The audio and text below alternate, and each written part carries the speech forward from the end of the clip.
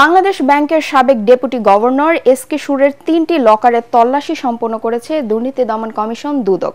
রাত ৯:৩০টার দিকে অনুসন্ধান শেষে দুদক পরিচালক কাজী সাইমুজ্জামান জানান, এস.কে সুরের ৩টি লকার থেকে ৫৫,০০০ ইউরো, $১,৬৯,০০০ সহ এফডিআর এর ৭০ লাখ টাকা এবং স্বর্ণ পাওয়া গেছে। এসব তথ্য সোমবার আদালতে উপস্থাপন করা হবে। বিস্তারিত আদ্দিন সজীবের রিপোর্টে। প্রায় ১০ ঘন্টার অভিযান। বাংলাদেশ ব্যাংকের সাবেক ডেপুটি গভর্নর এস.কে সুরের লকারে তল্লাশি করেছে দুর্নীতি দমন কমিশন দুদক। শুরুটা সকাল ১১টায়। দুদক পরিচালক কাজী সাইমুজ্জামানের নেতৃত্বে ৭ সদস্যের প্রতিনিধি দল প্রবেশ করে বাংলাদেশ ব্যাংকে।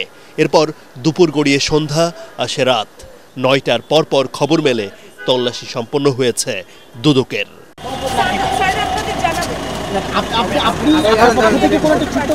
কিছুক্ষণ পর বেরিয়ে আসে দুদকের সেই প্রতিনিধি দল।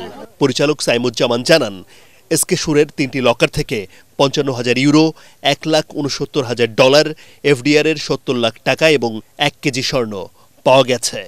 মার্কিন ডলার পেয়েছি ১,৬৯,৩০০ এবং স্বর্ণ পেয়েছি ১,০০৫ গ্রাম এবং এফডিআর পেয়েছি ৭০ লাখ টাকা।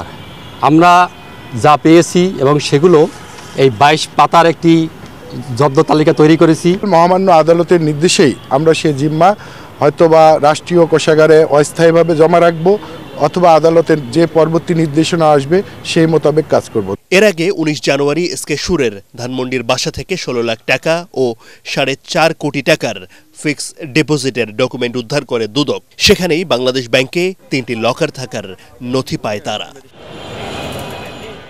আদ্দিন সজীব, এটিএন বাংলা, ঢাকা।